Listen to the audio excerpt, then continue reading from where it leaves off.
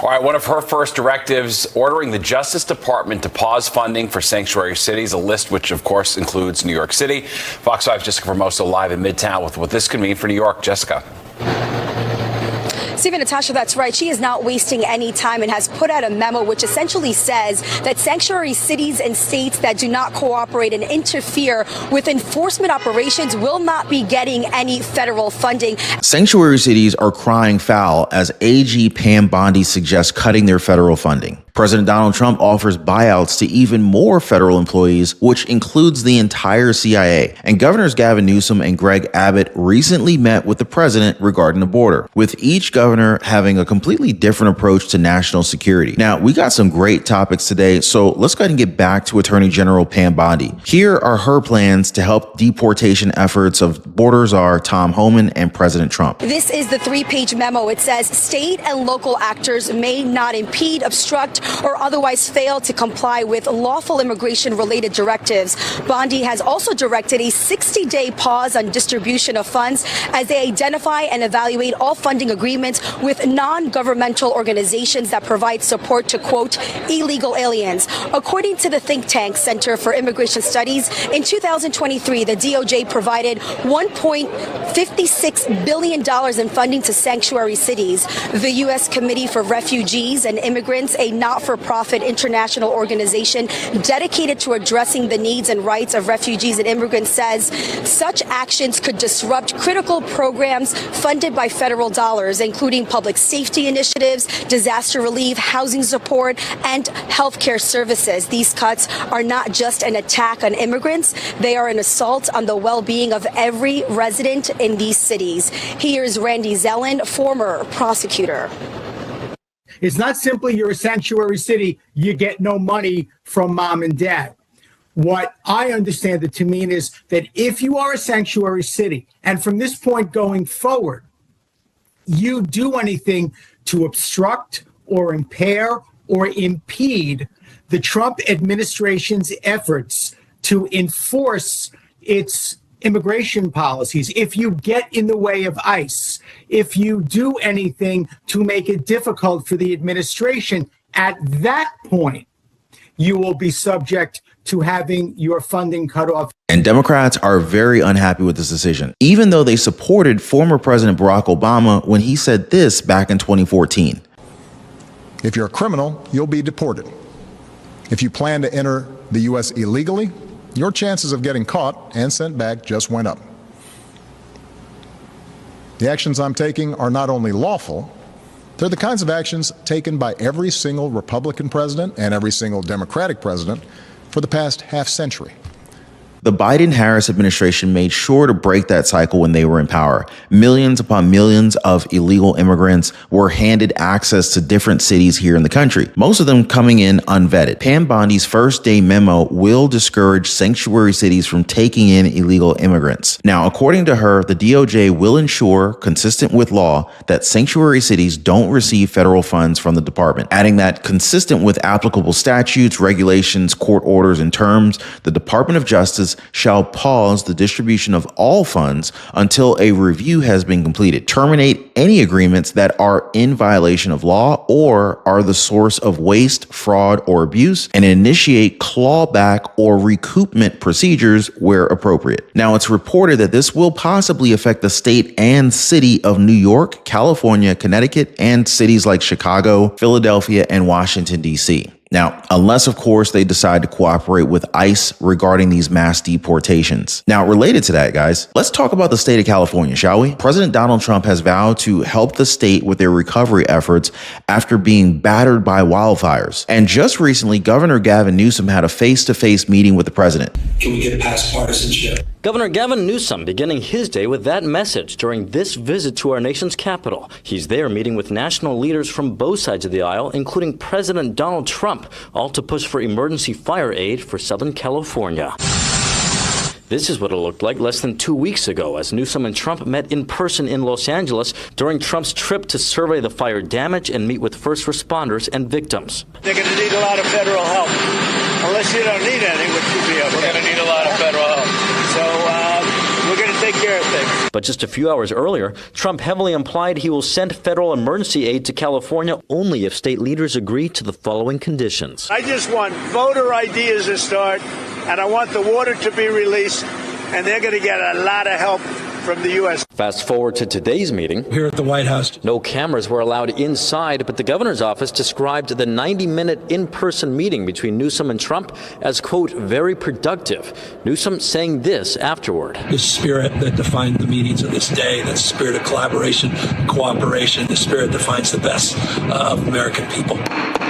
But the meeting comes just about 48 hours after Democrats in the Assembly advanced Newsom's special session bills aimed at taking on Trump. The first bill proposes $25 million for immigration-related legal services to fight against Trump-backed mass deportations, while the second bill calls for the state to allocate an additional $25 million to the California Department of Justice to help Attorney General Rob Bonta fund future lawsuits against the Trump administration. Republicans expressed concerns that could backfire as California seeks help from the federal government. We should be working with the President of the United States, not fighting him and suing him. That is not a good measure of good faith in trying to work with our federal partners, especially at a time when we're asking for billions of dollars in aid. Kind of odd that Gavin Newsom wants to bite the hand that feeds in this scenario. Although it is expected that he's going to have to work with the Trump administration if he wants federal funds for his state. Texas Governor Greg Abbott also met with the president. Greg Abbott, he voiced out his anger multiple times toward the previous administration when it came to border security. Here's what he had to say about it. Tom Homan and I stay in touch quite often, and we talk about strategies that we may use or ways that we can work together, and I'll just leave it at that. With regard to the president, we again talked about what was maybe the most pivotal issue in his campaign, the one that Americans wanted to make sure he got elected on, and that it was securing the border. First, we talked about how successful it was, how much illegal immigration has dropped in the state of Texas to just a mere trickle. Then we talked about other things that we're doing. Texas has completed more than 50 miles of border wall. We're going to be adding another about 20 miles of border wall here in the coming days. It's under construction right now, and we've acquired more than 100 miles of easement. I'll let the president know that all of that is available for the United States of America. Texas built 2 military bases that can house 2,000 soldiers in one base, 400 soldiers in another base. I made sure the president know that was available to him. I let the president know that we have identified 4,000 jail cells in the state of Texas that can be used as detention facilities. So we're just continuing to find ways we can assist the Trump administration in finally securing our border. Two different ends of the spectrum here with both governors, right? One that's willing to do what the American people voted for compared to one that's defending illegal immigrants. Now, moving on, guys, the Trump administration is staying locked in and loaded with the goal of cutting federal spending. This time it's with the CIA. This morning, the CIA is now offering buyouts to its entire staff, the latest move in President Trump's push to downsize the government. It follows a similar offer to civilian federal workers last month. About 20,000 of those workers have now accepted the buyout ahead of tomorrow's deadline amid reports of mass layoffs to come. ABC News has learned Elon Musk, leading the Department of Government Efficiency, has now moved beds into the executive office building next to the White House, allowing Musk and his staff to sleep there when working late. His staff reportedly includes people as young as 19 years old. President Trump insists they're qualified. They're very smart people. Trump also praising Musk for dismantling USAID, an agency that funds international relief efforts. Look at all the fraud that he's found in this USAID. It's a disaster. USAID staff getting this email that all direct hires will be put on administrative leave with pay, except for certain staffers serving mission-critical functions. Democrats held a rally outside the Treasury Department to protest Musk's influence. We will not take this from Donald Trump and Elon Musk. We are at war. We have got to tell Elon Musk, nobody elected your Nobody told you can get all of our private information. We don't pledge allegiance to Elon Musk. No. We don't pledge allegiance to the creepy 22-year-olds working for Elon Musk. We pledge allegiance to the United States of America.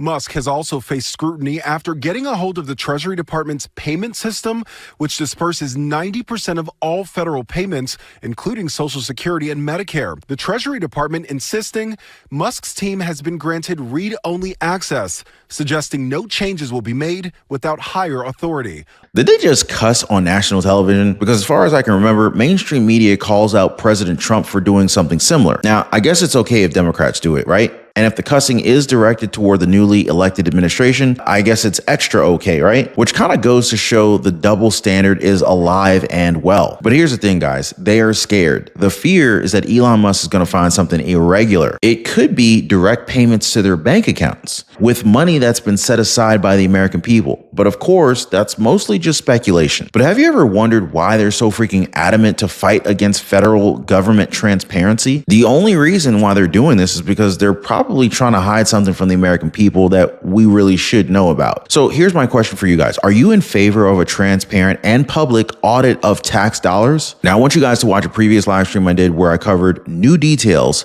from the Black Hawk helicopter that crashed into a plane in Washington, D.C. As it turns out, there's some very crucial details that may have been hidden from the public. Make sure you guys check that out. As always, appreciate y'all hitting the like button. Thank you for subscribing and sharing this video. We'll see you next time.